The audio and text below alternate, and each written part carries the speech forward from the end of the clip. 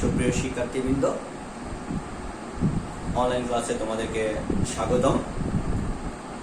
যথারীতি আমি তোমাদের সাথে আছি মোহাম্মদ জামশেদ হাসান, রসায়নের প্রভাষক, হাটহাজারী সরকারি কলেজ। তো আমি গত ক্লাসে তোমাদের সাথে আলোচনা করেছিলাম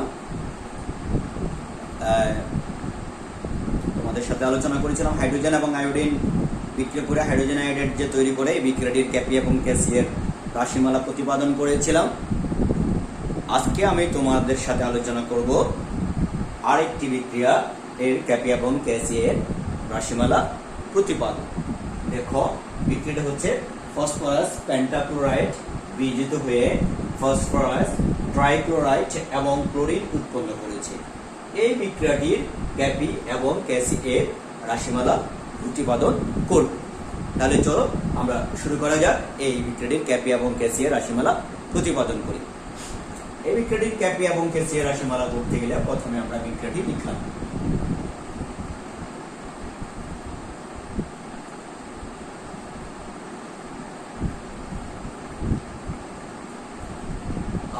প্রাথমিক অবস্থায় সময় যখন 0 সেকেন্ড, যখন t যখন 0 সেকেন্ড, তখন এই বিক্রিয়াটি ধরলাম এটা অ্যামোল দিয়েছি, আমরা অ্যামোল ফসফরাস পেন্টাক্লোরাইড বিক্রিয়া করার জন্য দিয়েছি।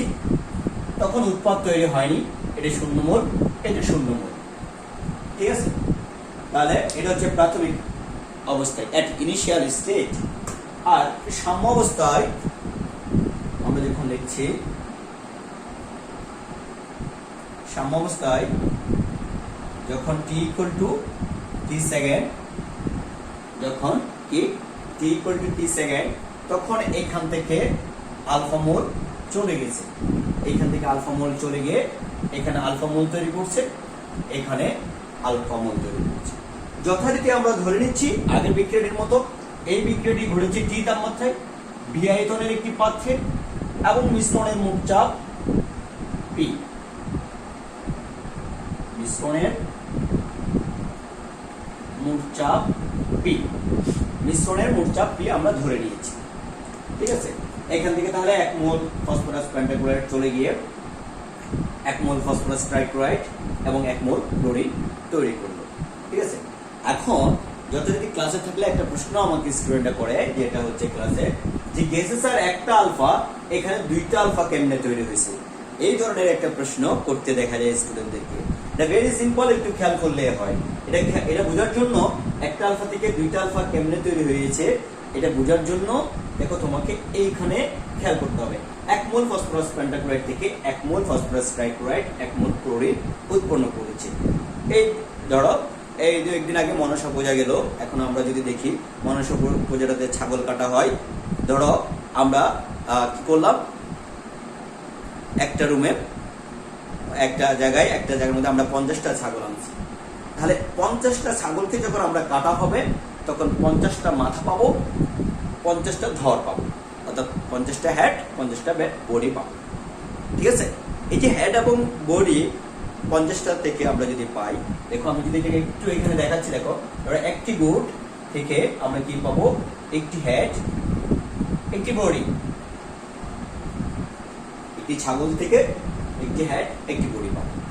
তাহলে এইভাবে করে আমরা যদি একটি ছাগলকে কাটলে একটি হেড একটি বডি পাই, যে আমরা দেখতে পাচ্ছি 2টি ছাগল থেকে 2টি মাথা 2টি ধর অর্থাৎ বডি পাবো।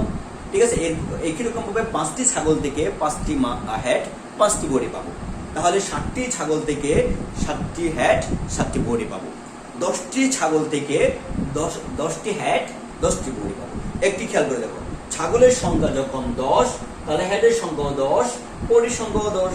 কারণ একটি ছাগল থেকে 10টি হেড 10টি, একটি ছাগল থেকে একটি হেড একটি বডি, সুতরাং 10টি ছাগল থেকে 10টি হেড 10টি বডি।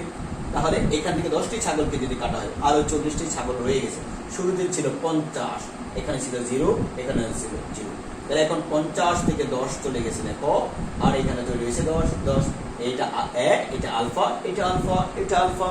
ঠিক একই রকম ভাবে দেখো, একটা ফসফরাস পেন্টাক্লোরাইড থেকে একটা ফসফরাস ট্রাইক্লোরাইড একটা ক্লোরিন তৈরি হয়েছে, অর্থাৎ 1 মোল ফসফরাস পেন্টাক্লোরাইড থেকে 1 মোল ফসফরাস ট্রাইক্লোরাইড 1 মোল ক্লোরিন উৎপন্ন হয়েছে। তাহলে 2 মোল ফসফরাস পেন্টাক্লোরাইড থেকে 2 মোল ফসফরাস ট্রাইক্লোরাইড 2 মোল ক্লোরিন তৈরি করবে। অনুরূপভাবে 5 মোল ফসফরাস পেন্টাক্লোরাইড থেকে 5 মোল ফসফরাস ট্রাইক্লোরাইড এবং 5 মোল ক্লোরিন তৈরি করবে। ঠিক আছে, তাহলে x মোল যদি আবার 5 মোল আমি যদি বলে n সংখ্যক মোল বা x সংখ্যক মোল, x মোল ফসফরাস পেন্টাক্লোরাইড থেকে x মোল ফসফরাস ট্রাইক্লোরাইড x মোল ক্লোরিন তৈরি করবে। তাহলে আলফা মোল এখান থেকে যেহেতু আলফা চলে গেছে, মাইনাস আলফা অবশিষ্ট রয়েছে, এ থেকে আলফা চলে যাওয়ার পরে বাকিটা, তাহলে আলফা মোল ফসফরাস পেন্টাক্লোরাইড থেকে আলফা মোল ফসফরাস ট্রাইক্লোরাইড এবং আলফা মোল ক্লোরিন পাওয়া যাবে। তাহলে আশা করি তোমরা ক্লিয়ার হয়ে গেছো কেমনে একটা 1 মোল আলফা থেকে একটা আলফা থেকে 2টা আলফা তৈরি হলো। আসলে আলফাটা হচ্ছে এখানে একটা সংখ্যা, জাস্ট এই আলফা হচ্ছে ফসফরাস পেন্টাক্লোরাইডের সংখ্যা, এই আলফা এবং এই আলফা হচ্ছে যথাক্রমে ফসফরাস ট্রাইক্লোরাইড এবং ক্লোরিনের মোল সংখ্যা। ঠিক আছে, আশা করি এইটা তোমরা বুঝতে পেরেছো। এবার মিশ্রণের মোল সংখ্যাটা আমি বের করি। মিশ্রণের এটা ক্যাপিএর মান বের করার জন্য বের করে রাখছি। মিশ্রণের মোল সংখ্যা সমান কত হবে? a মাইনাস আলফা ফসফরাস পেন্টাক্লোরাইডের মোল সংখ্যা যোগ সাম্যাবস্থায়, এটা সাম্য মিশ্রণের এইখানে ফসফরাস ট্রাইক্লোরাইড আলফা মোল, ক্লোরিন আলফা মোল, একটা আলফা কাটা যাবে, তাহলে মিশ্রণের মোল সংখ্যা হচ্ছে a প্লাস আলফা। তাহলে এবার আমরা যদি এটা ক্যাসিয়ের মান বের করতে মিশ্রণের মোল সংখ্যা কাজ দিবে না, কাজে লাগবে না, কাজে লাগবে হচ্ছে ক্যাপি এর রাশিমালা বের করতে গেলে। ঠিক আছে, আচ্ছা তাহলে এবার আমরা খেয়াল করে দেখি ক্যাসি এর রাশি ইকুয়াল হচ্ছে এই বিক্রিয়ার ক্ষেত্রে ক্যাসি উৎপাদের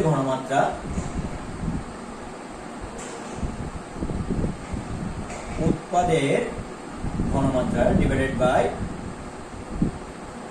বিক্রিয়কের ঘনমাত্রা।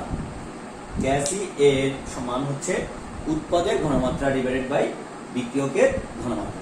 এখন তাহলে আমরা কি করতে হবে?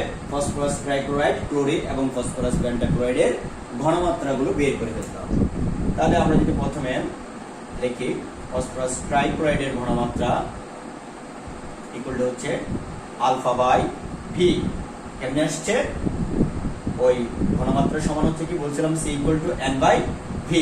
আগের ক্লাসেও বলেছিলাম, এখনো বলছি যে ঘনমাত্রা ইকুয়াল টু মোল সংখ্যা ডিভাইড বাই মিশ্রণের মোট আয়তন। তাহলে ফসফরাস ট্রাইক্লোরাইডের ঘনমাত্রা হচ্ছে ফসফরাস ট্রাইক্লোরাইডের মোল সংখ্যা এন এর মান আলফা এবং মিশ্রণের আয়তন হচ্ছে ভি। একই রকম ভাবে ক্লোরিনের ঘনমাত্রা ইকুয়াল টু হচ্ছে তাও alpha by V.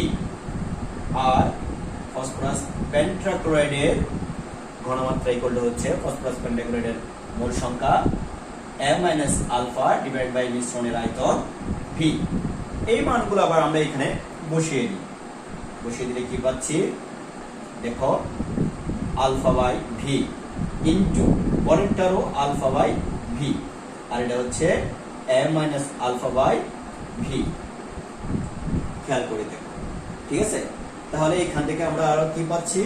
Cassie equal to alpha square divided by V square divided by m minus alpha by v equal to alpha square by v square into v by m minus alpha। একটা v cancel হবে, equal to থাকবে alpha square divided by m minus alpha into v।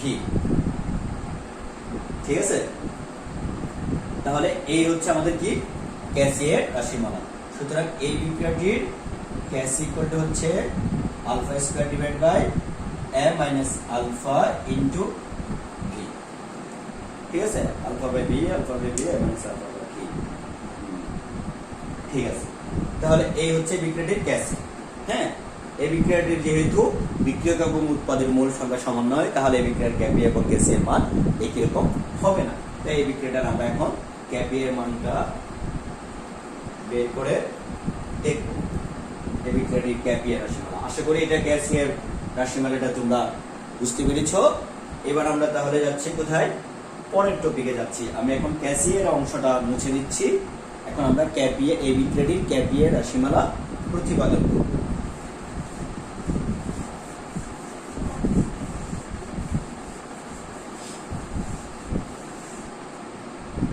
আচ্ছা, তাহলে আমরা এখন ক্যাপি এর রাশিমালা এই বিক্রিয়ার ক্যাপি এর রাশিমালা হচ্ছে ফসফরাস ট্রাইক্লোরাইডের আংশিক চাপ গুণন ক্লোরিনের আংশিক চাপ ডিভাইডেড বাই ফসফরাস পেন্টাক্লোরাইডের আংশিক চাপ।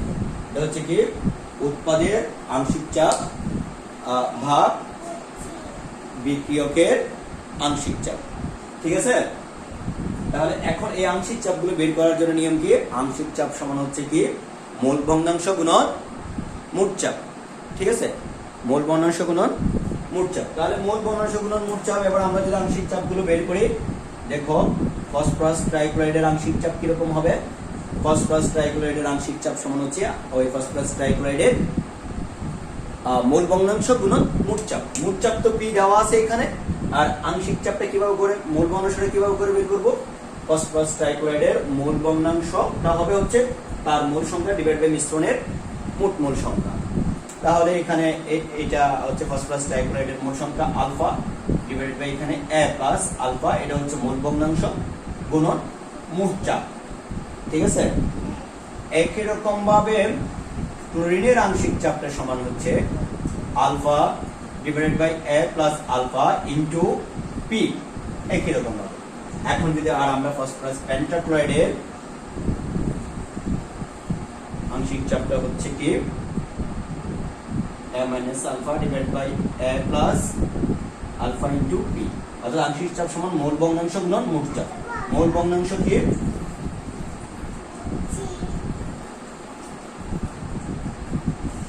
মোল ভগ্নাংশ সমান হচ্ছে তাহলে কি ওই কোন উপাদানের মোল সংখ্যা ডিভাইড বাই মিশ্রণের মোট উপাদান সংখ্যা। ঠিক আছে,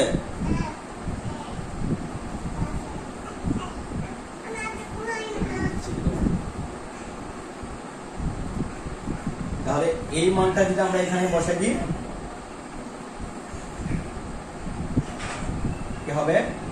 আলফা পি, পিটা এই পিটা এখানে উপরে লিখলাম, তারপর A plus alpha into alpha P divide by A plus alpha. ঠিক আছে, নিচে আসতেছে কি A minus alpha A plus alpha into P. তাহলে এখানে একটা পি কাটা যাবে আর একটা পি থাকবে, উপরে থাকবে আলফা স্কয়ার পি। এখানে উল্টে দিলে একটা এই A প্লাস আলফা একটা A প্লাস আলফা আলফা কাটা যাবে। তাহলে আচ্ছা আর একটু সহজ করে লিখি, একটু ভেঙে লিখি। দেখো এখানে হচ্ছে alpha square P square divided by A plus alpha whole square into কি হবে? এটা তো উপরে, তাহলে A প্লাস আলফাটা যাবে উপরে, A মাইনাস আলফা ইনটু পিটা নিচে। ঠিক আছে, এবার এখানে যদি একটা পি কাটা যায়, একটা A প্লাস আলফা একটা A প্লাস আলফা কাটা যাবে। এখানে থাকতেছে তাহলে আলফা স্কয়ার পি, এখানে কি থাকবে A প্লাস আলফা ইনটু আর এখানে থাকবে A মাইনাস আলফা। ঠিক আছে, তাহলে এই বিক্রিয়াটার জন্য P ইকুয়াল টু কি আসতেছে? Alpha square P divide by A square minus alpha square. ঠিক আছে, একটু খেয়াল করে দেখো, P সমান alpha square P divide by A square minus alpha square. ঠিক আছে, K প্লাস আলফা আর K প্লাস আলফা থাকবে, একটা পি কাটা গেলে এখানে পুরো আরেকটা পি থাকবে। ঠিক আছে, এই ক্যালকুলেশনটা আশা করি ঠিক আছে নাকি? হ্যাঁ, ঠিক আছে, এই হচ্ছে বিক্রিয়াটির ক্যাপি এর রাশিমালা।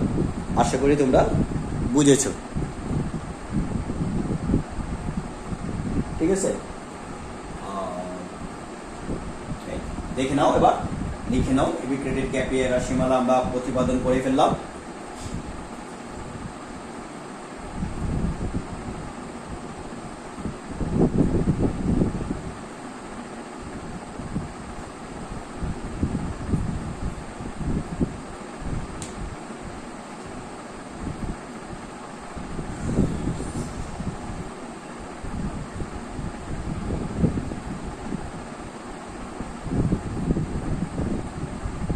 তাহলে আমরা এখন এটা বুঝতে পেরেছি। ক্যাপি এর রাশিমালাটা প্রতিপাদন হয়েছে, এটা বুঝছো। আজকে এটা আলোচনা হলো। এবার তোমাদেরকে আরেকটা বাড়ির কাজ দিচ্ছি। বাড়ির কাজ এটিও করে নিয়ে আসবা। প্রথমে এগুলো মুছে দিলাম।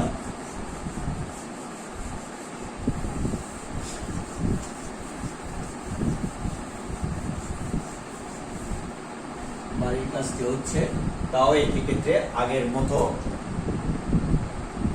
PCl3 প্লাস Cl2 অর্থাৎ ফসফরাস ট্রাইক্লোরাইডের সাথে ক্লোরিনের বিক্রিয়ায় ফসফরাস পেন্টাক্লোরাইড তৈরি।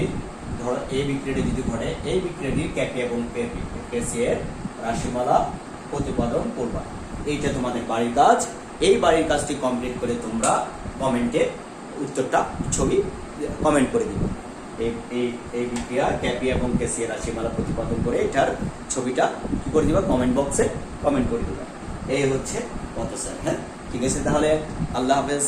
ভালো থাকবে সবাই, সুস্থ থাকবা, আমাদের জন্য দোয়া করবা।